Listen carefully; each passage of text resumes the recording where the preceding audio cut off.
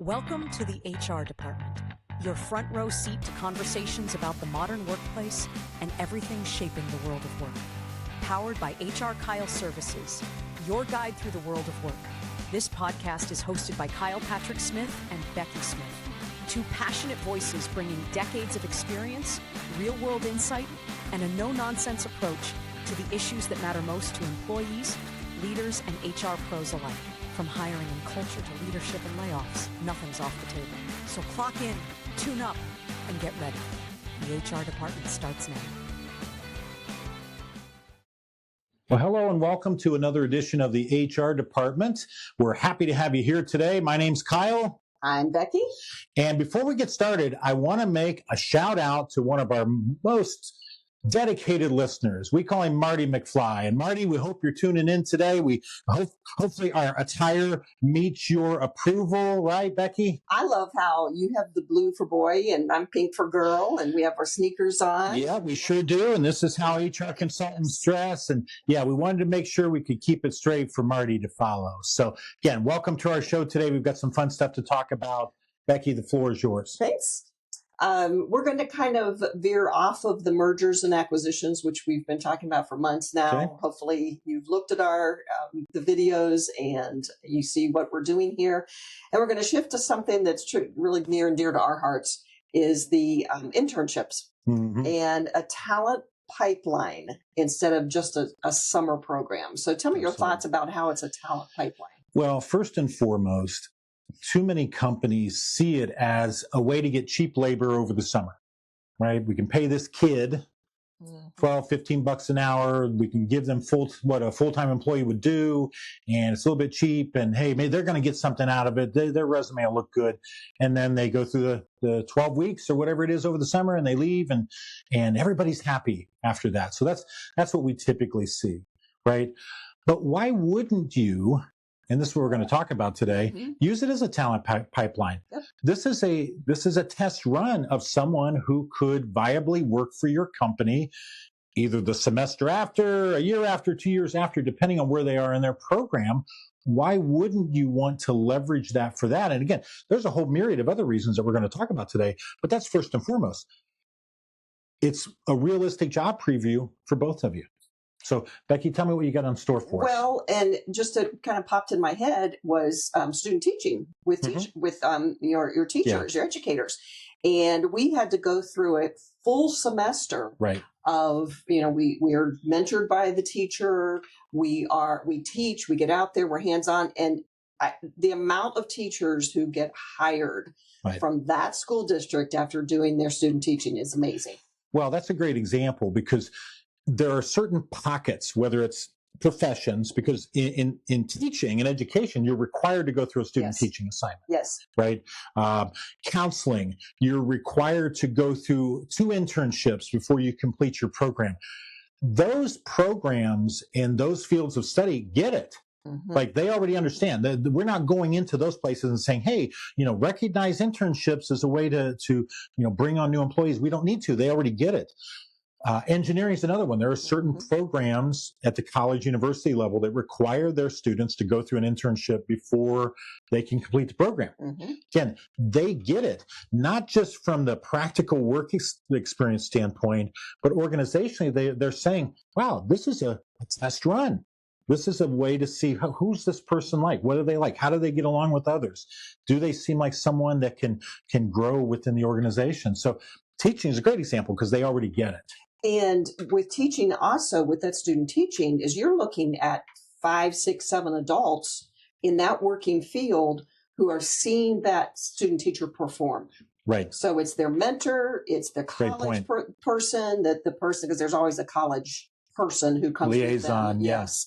The principal, other teachers, there are probably up to 10 at least different people who see them working. Exactly. And again, we're not necessarily proposing that same model per se in other environments, but what's to say you can't have that?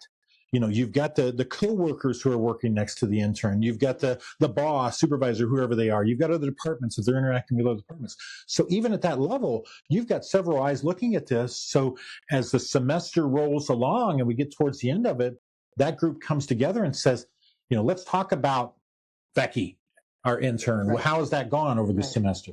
And as what we provide with our internship program is similar to what the college liaison would do. Great point. Is we are there to support. We're there if they need to vent.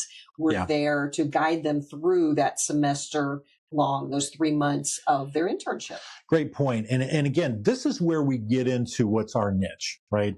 Our niche is small to medium-sized employers, not the large employers, and I won't name names. They have college recruiting functions built within HR that manage the program, and they follow the students, and they have all the activities. We're not talking about them. We're talking about our client base that's small to medium size, that know they want interns, can definitely benefit from it, but they don't have the staffing. They don't have the staffing to go out and make the necessary contacts at the universities and the job fairs to attract these candidates. They don't have the necessary contacts to make the matching that's necessary. Hey, this is what we're looking for. Who meets that criteria?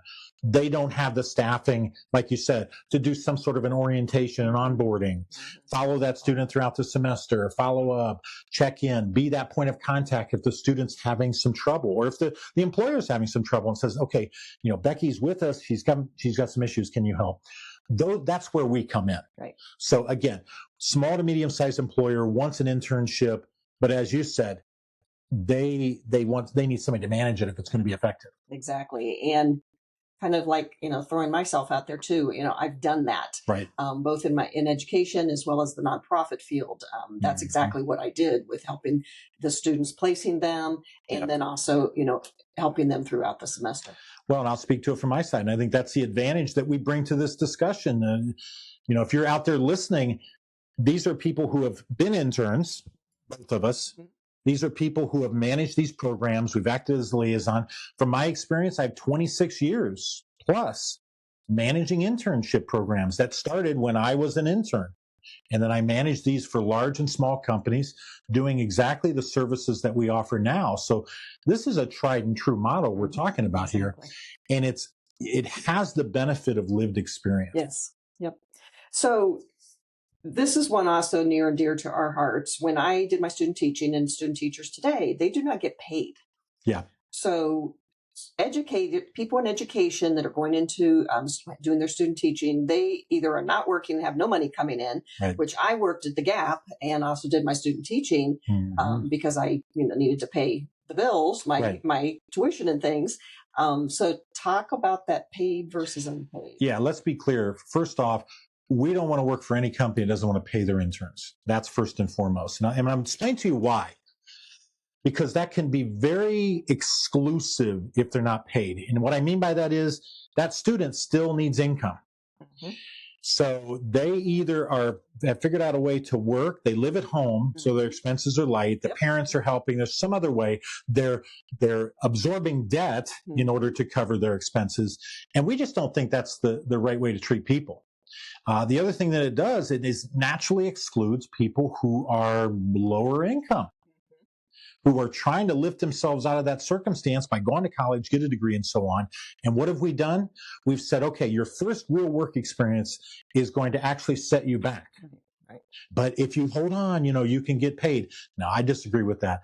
You're getting productivity from that student. Is it at the same level as other employees? No, but that's also why we're not paying the intern $80,000 a year as an engineer. We're paying them $20 an hour for whatever work they're doing over a 12-week period.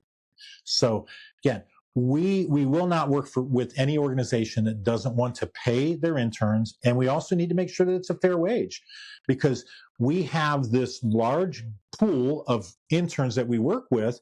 And guess what? We want to advocate for them as much as we do for you. Exactly. And I know that there are groups right now around the country that are working towards student teachers so that they can get paid. Yeah. Because again, these interns they have to pay for a college credit or credits to do the internship, and they have to be paid. Exactly. And the other thing too about this that I should point out about our program, because the other thing that I hear with companies about, it's like, oh God, I gotta jump through all these hurdles and I'll do all this stuff to get an intern. again, that's where we come in. The documentation that's necessary, anything that the school needs, helping you work through if you've got to create a pseudo curriculum for that student over the semester, because some internships require that. That's where we come in. Again, Becki mentioned her background. How many curriculum have you built in your time? Plenty. So in other words, we're the resource for you to help this be easy. What we ultimately want to have happen is you have an intern that comes and works for you. It's successful for everybody all the way around. And it does create that talent pool because of the successful experience that both sides have had. Let's move on to that then, because let's talk about that. Just different questions, and I'm going to throw these out to you because I know that you're going to talk about them as we. So the internship needs to become a strategic workforce plan. Absolutely. So talk about how things like lower cost of talent acquisition, reduce hiring risk. Well, here's higher retention. Exactly. And I'm going to give you the real life examples because this is what happens in reality. And I'm going to give you one example. It's just a small one that's happened over and over and over again throughout my career. So we go a few years back and we place a couple of interns because my efforts have always been broad. You know, we're in Northeast Ohio, but I think talent can come from a wider region, and I think it's to the advantage of the organization to try to do that. Mm-hmm. Could we have everybody come from Akron and Kent if we're in this area? Of course we could. I just don't think that makes good business sense, and here's an example. So a few years back, we have a couple of interns that join us in the organization that I'm with who are just broadly, they're IT. And they come from the University of Indiana, which, hey, we're in Northeast Ohio. That's a few hundred miles to the west of us. And these two young men turn out to be two of probably the best interns that I've hired anywhere, just with their work ethic and the quality of work that they do and the quality of people that they are, the way they blend into the system, the experiences they bring in, because what we also try to do in these internship programs is have the camaraderie and the other programs and so on. And these two young men brought so much to it from sharing their culture and other things that they did because they were international students. But here's where the pipeline comes in. Okay. They stayed with us another semester. We allowed them to work remotely because they went back to school. They were that good of employee. The other thing they did was they shared it with all their friends. All of a sudden, I've got more internship candidates coming through than we have openings. And that's the kind of dilemma you want. You know what else happens? These two young men say, that's such a great place to work. Look how I was treated. And then I've got people coming to me and said, hey, I'm friends of so-and-so. They said it's a great place to work. If you ever have an opening in this area, I'd love to be considered. And I've had that happen over and over again, because of the quality of the experience. Because who you're competing against is a lot of companies that don't put any value into that experience. It's truly, as I always say, it's transactional. Students notice the difference, and guess what? That's the companies they want to work with. And they also tell all of their friends, and their friends say, that's a company I want to work with. There's how your pipelines happen in a very tangible, very, very real sense. That's how they happen. And I've kept in contact with all these students. They're still connections of mine. We're still placing interns who are the friends of the friends of the friends of those interns, even to this day. Exactly. And you can tell it's a passion of ours. Right.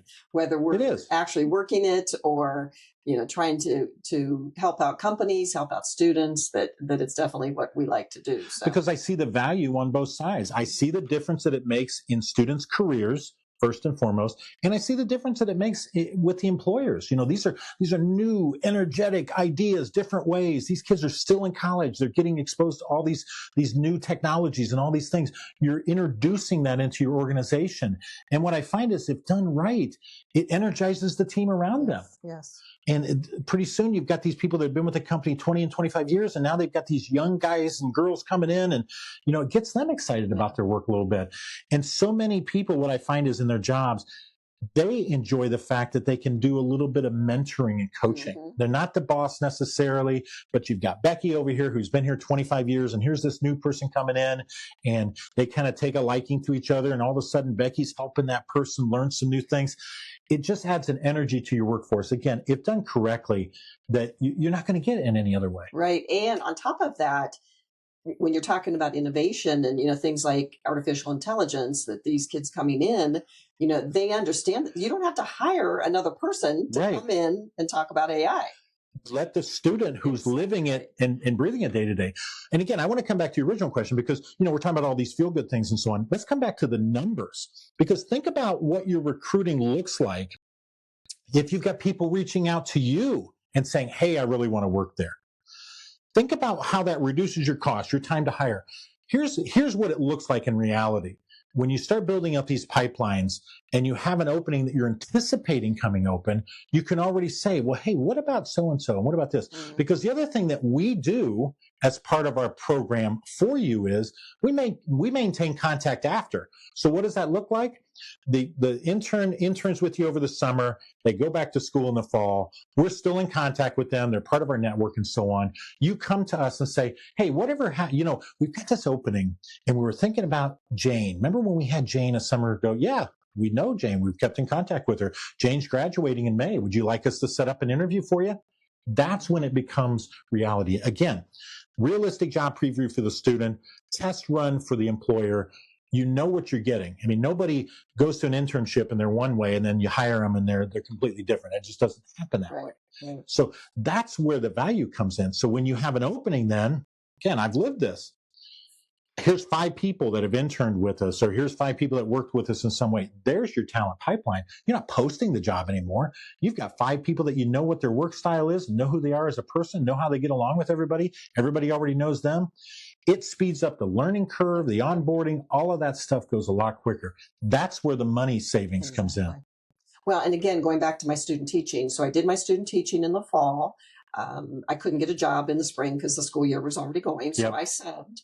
And then it was Canton City Schools. And I subbed at this one building regularly. Mm-hmm. And the principal loved it. She knew what I did. She loved what I was doing. And I got hired. The next, they formed a new 2nd grade class. And I started the year out with that as a sub. And then once the procedures all got finished, I got the job. Yeah.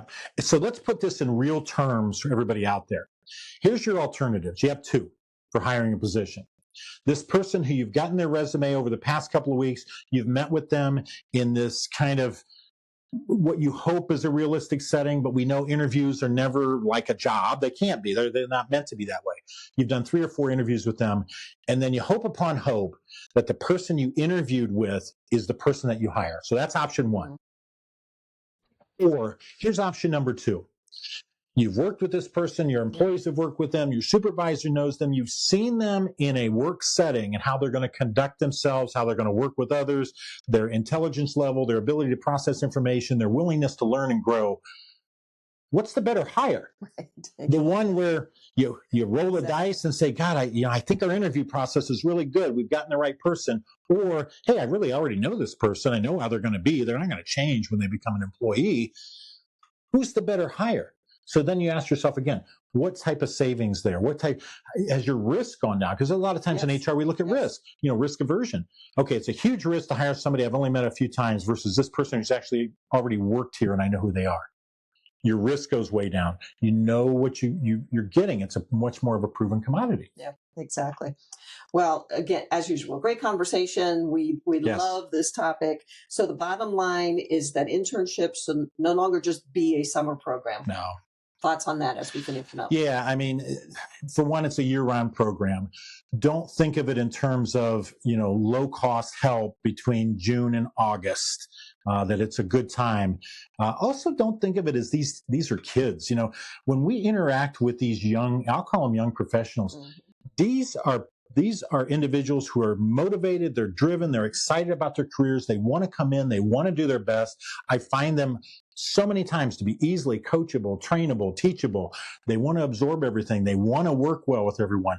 That's what you're getting. You're not getting someone that just comes in and punches the clock and you're saving, $40,000 on them to do work. It's so much more than that. And this is a future employee, and it's also a future referral, and it's all of these other things to build that pipeline. Because guys, you're struggling in hiring because you don't have a pipeline. This is one of the easiest way to build one. You should not take 4-6 weeks to fill a position. I can fill positions in a week. I've done it before because of these type of programs like internships and so on. So we're going to leave them with that, right? And we're happy you joined in today. Again, this is Becki. I'm Kyle. We've got our contact information here. Reach out to us. We'd love to work with you on your internship program and start making some good hires for you. Take care until next time. Thanks.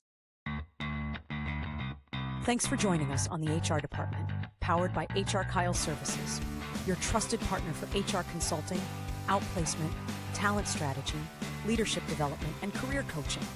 If today's conversation got you thinking, we'd love to hear from you. Be sure to subscribe, leave a review, and share the show with anyone navigating the ever-changing world of work. To learn more about our services, whether you're a company leader, an HR pro, or a job seeker, visit HRKyle.com. Until next time, keep leading with purpose, hiring with intention, and showing up for your people.